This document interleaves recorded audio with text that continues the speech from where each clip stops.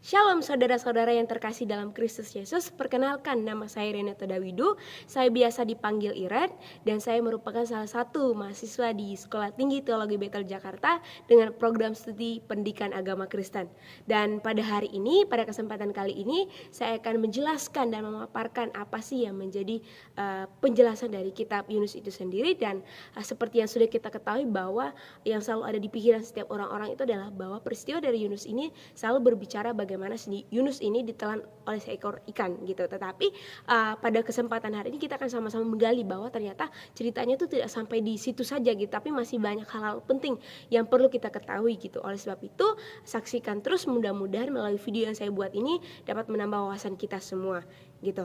Oke, tanpa berlama-lama kita masuk saja langsung kepada pokok pembahasan kita. Nah, pertama-tama kita ketahui dulu apa sih yang menjadi pokok pembahasan kita selama pertemuan pada hari ini. Yang pertama adalah kita mengetahui dulu apa yang menjadi latar belakang dari kitab Yunus itu sendiri. Dan yang kedua, baru kita mengetahui apa penulisan, siapa penulis dari kitab Yunus ini. Nah, yang ketiga, apa tujuan dari kitab Yunus. Nah, yang keempat adalah kisahnya Yunus seperti apa. Nah, yang kelima adalah penafsiran mengenai kisah Yunus itu seperti apa sih gitu. Dan yang terakhir adalah kesimpulan. Oke, yang pertama-tama kita masuk ke dalam latar belakang dari kitab Yunus itu sendiri. Nah, teman-teman, perlu kita ketahui bahwa nama Yunus ini berarti merpati, yang berasal dari bahasa Ibrani yaitu Yonah. Dan juga nama ayah dari Yunus itu adalah Amitai. Apa arti Amitai? Nah, arti Amitai itu adalah kebenaran Allah. Nah, Yunus ini berasal dari Gath-Hefer, dekat Nazaret. Dan pada saat itu diperkirakan Yunus ini memulai pelayanannya sebagai nabi pada waktu pelayanan Elisa berakhir. Nah, Yunus hidup pada masa pemerintahan Raja Yerobeam yang kedua. Dan pada saat itu kira-kira Yunus ini lebih banyak menghabiskan masa tugasnya itu di kerajaan Israel Utara, atau yang biasa kita kenal adalah Samaria. Nah, itulah kira-kira yang menjadi latar belakang dari kitab Yunus itu sendiri. Nah, kita masuk ke dalam kepenulisan dari kitab Yunus. Nah, siapa sih penulis dari kitab Yunus itu sendiri? Nah, sebenarnya saudara-saudara yang terkasih dalam Kristus, tidak ada sama sekali indikasi yang menjelaskan siapa penulis dari kitab Yunus itu sendiri. Nah, tetapi kalau kita melihat dari pendapat tradisional mengatakan bahwa Yunus sendirilah yang menulis surat atau kitab Yunus itu sendiri gitu. Nah, dan pada saat itu diperkirakan sebelum keruntuhan atau pembuangan Israel Utara ke Asyur gitu. Nah, kita masuk ke dalam tujuan dari Yunus. Nah, tujuan kitab Yunus itu ada dua. Yang pertama itu adalah kitab ini dia lebih mengetengahkan hak kedaulatan Allah untuk mengaruniakan tindakan belas kasihan kepada siapapun yang dikehendaki gitu. Jadi di sini kita bisa melihat bahwa ketika Allah berkehendak memberikan karunia keselamatan atau belas kasihan kepada umat siapapun itu, kalau itu sesuai dengan kehendaknya, kita nggak bisa melarang gitu. Karena sesuatu yang dianugerahkan Tuhan itu diberikan kepada semua orang, bukan hanya kepada bangsa-bangsa pilihannya gitu. Dan itu kita bisa melihat di dalam tujuan dari kitab Yunus itu sendiri. Nah, yang kedua adalah tujuan dari kitab Yunus ini terjadi yang namanya penyesalan dan pertobatan bangsa Niniwe yang tidak dapat disamakan.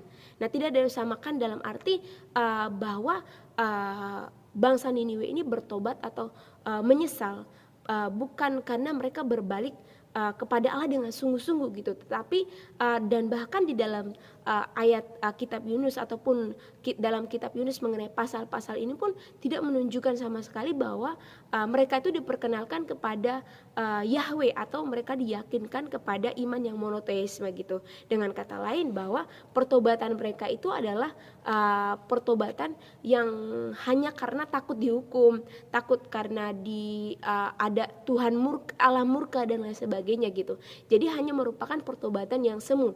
Pertobatan semu itu artinya pertobatan yang lahiriah, bukan batinia gitu. Itu oke.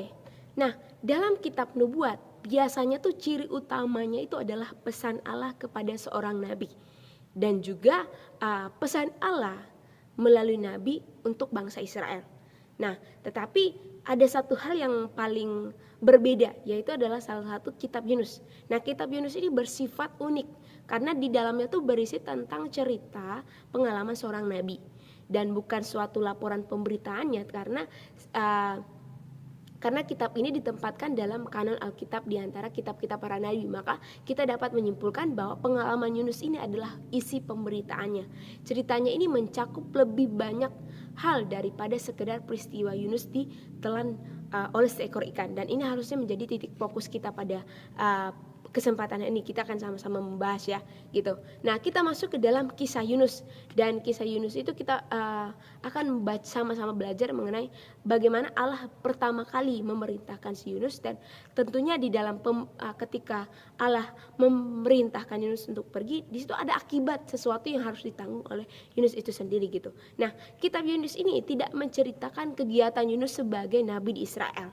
Kitab ini dimulai begitu saja dengan firman Allah pada saat itu di dalam Yunus 1 ayat yang kedua dikatakan bahwa bangunlah, pergilah ke Niniwe, kota yang besar itu, berserulah terhadap mereka karena kejahatan telah sampai kepadaku. Nah, teman-teman, tetapi pada saat itu ketika ketika Allah berfirman seperti itu kepada Yunus, Yunus pada saat itu tidak pergi ke timur ke arah Asyur, melainkan malah naik kapal ke Yova menuju Tarsis ke arah yang berlawanan, dan dikatakan di dalam Yunus 1 ayat yang ketiga, jauh dari hadapan Tuhan. Nah, pada saat itu ketika si Yunus ini melarikan diri dari yang sudah Allah perintahkan pada saat itu, Allah akhirnya menurunkan badai besar, dan kapal yang kecil tadi itu hampir hancur. Nah, pada saat itu orang-orang pada saat yang ada di kapal itu pun terdiri dari orang-orang kafir, dan mereka pada saat mereka mengalami yang namanya badai besar, mereka pun berdoa kepada ilah-ilah mereka tersendiri gitu. Nah, dengan tujuan supaya mereka beban dari adanya badai yang besar itu berkurang gitu. Nah, akhirnya mereka juga membuang muatan kapal ya ke dalam laut. Bahkan pada saat itu nahkoda dari kapal itu membangunkan si Yunus. Nah, yang pada saat itu dia sedang tidur gitu di ruang kapal yang paling bawah, dan mendesaknya untuk berdoa kepada Allahnya gitu. Nah, para penumpang pesawat pada saat itu membuang undi untuk memutuskan siapa sih yang mengakibatkan mereka ditimpa malapetaka, dan undian itu jatuh kepada Yunus. Nah, ia mengakui bahwa pada saat itu si Yunus ini mengakui bahwa ia mencoba melarikan diri dari Allah, yang kita terdapat dalam Yunus 1 ayat yang ke-10 ya. Nah, pada saat itu mereka mendesak si Yunus itu untuk menjatuhkan dia dalam ke laut. Nah, pada saat itu mereka tidak bersedia menjatuhkan si Yunus gitu, tetapi mereka berusaha untuk kembali ke darat. Nah, ternyata tidak sanggup pada saat itu. Nah, oleh sebab itu karena laut itu semakin bergelora dan menyerang mereka di dalam Yunus 1 ayat 3, akhirnya mereka pun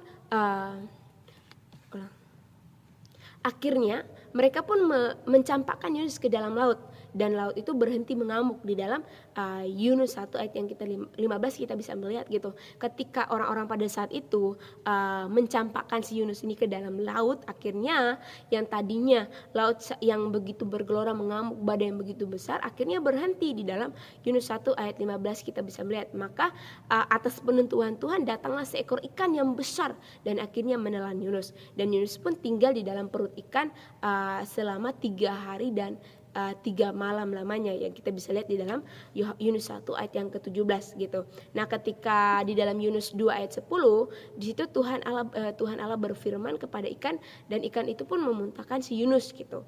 Nah, itulah kira-kira dari akibat sesuatu yang dilakukan oleh Yunus ketika Yunus melanggar apa yang Tuhan perintahkan kepadanya, apa yang Allah perintahkan kepadanya, dan akhirnya pun ada akibat yang harus dia tanggung gitu.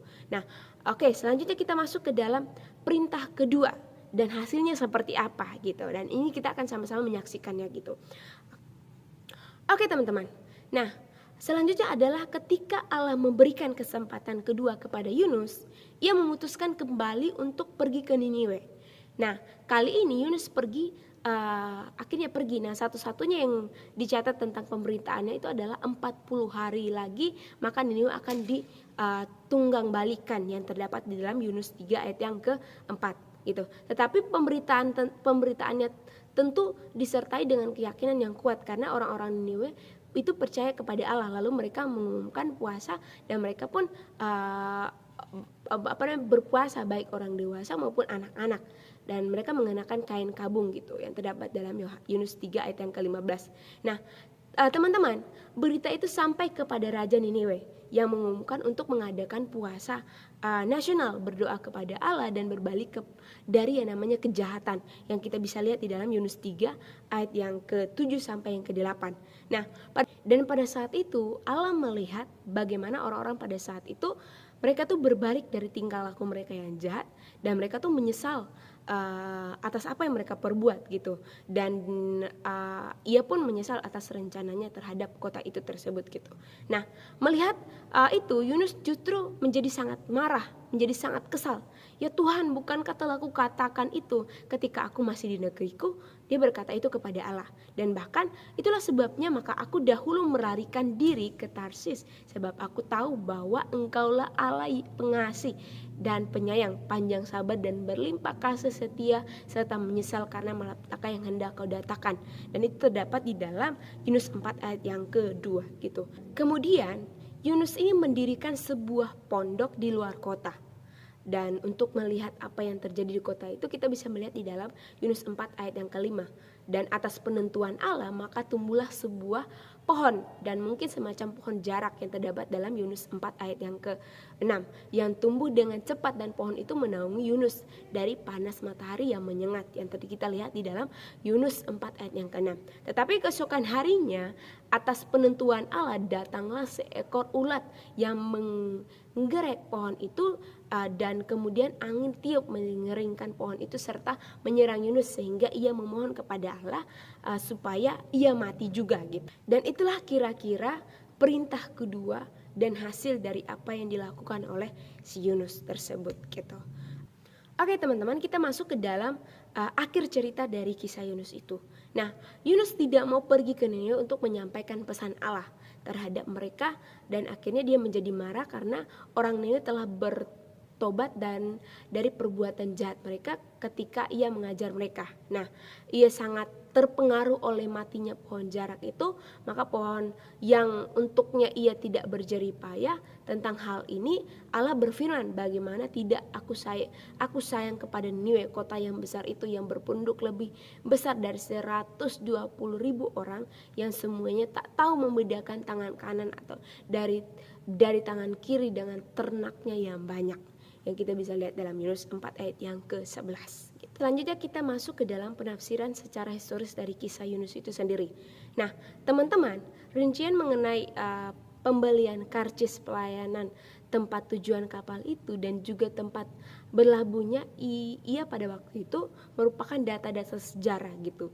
Nah, cerita mengenai badai reaksi para awak kapal pada saat itu atau kebiasaan-kebiasaan kafir yang mereka lakukan dan bahkan teriakan mereka yang terakhir kepada Allah serta kurban yang mereka persembahkan kepadanya itu dikisahkan sebagai rincian sejarah juga gitu.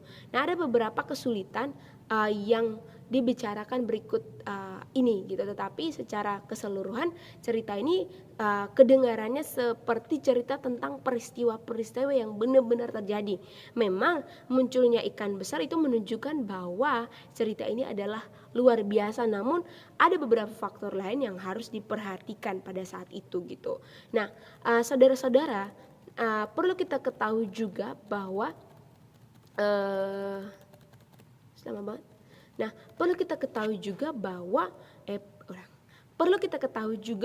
masih ada lagi keberatan yang lebih serius, yakni rincian pertobatan Niniwe yang tidak memiliki kemungkinan historisnya gitu. Misalnya bahasa apa yang mereka pakai Yunus untuk memberitakan firman Allah, dan itu kan merupakan tanda tanya besar gitu pada saat itu gitu. Tetapi pada kesempatan hari ini begitulah kira-kira mengenai rincian atau tafsiran historis mengenai kisah Yunus itu sendiri pada saat itu gitu. Oke, kita masuk kepada kesimpulan penjelasan kita pada hari ini.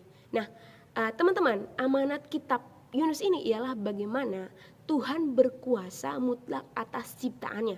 Tetapi lebih-lebih presentasi kali ini menggambarkan kitab Yunus ini menggambarkan Tuhan yang maha penyayang, Tuhan yang maha pengampun, Tuhan yang lebih suka mengampuni dan menyelamatkan suatu bangsa daripada menghukum atau menghancurkan.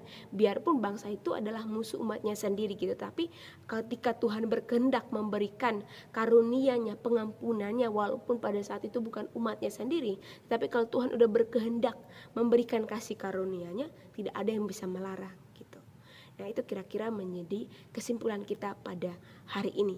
Semoga dengan adanya video ini kita sama-sama belajar mengenai kisah Yunus itu sendiri maupun Oke, terima kasih banyak buat teman-teman atau saudara-saudara semua yang menonton video saya dari awal sampai akhir.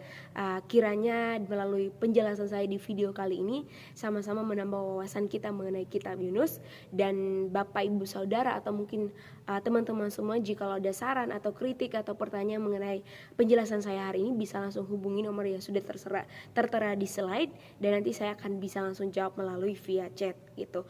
Terima kasih dan Tuhan memberkati. Shalom.